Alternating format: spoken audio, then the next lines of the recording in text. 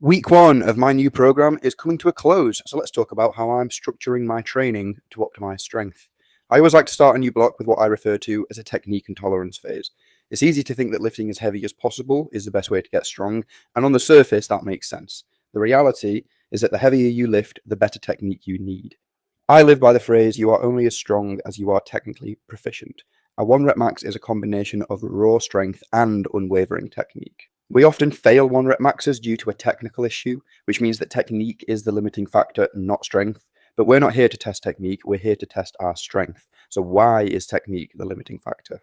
It takes time to adapt to the exact technique that will hold up under a 1 rep max, and after 2 weeks off training, my body also needs to acclimate to the new workload demand. I also like to reflect upon my last 1 rep max attempts and program off my weak points. This time around, that meant switching to paused reps on dips and pull-ups. Week one consisted of 1 x 1 at RPE 7 to get something heavy moved, followed by 3 x 5, light enough to have a few reps in the tank and consistently excellent technique. I like to run my 4-week technique and tolerance phase by lifting progressively heavier singles each week and adding a set to my sets of 5 without going heavier. Across the course of 4 weeks, this means I add about 15 to 20% to my single, and I double my workload by going from 3 x 5 to 6 x 5 without the pressure of lifting heavier, which could potentially stunt my program trajectory as well as make my technique break down. I like to throw in some bodybuilding style accessories on top just to make sure the volume is high.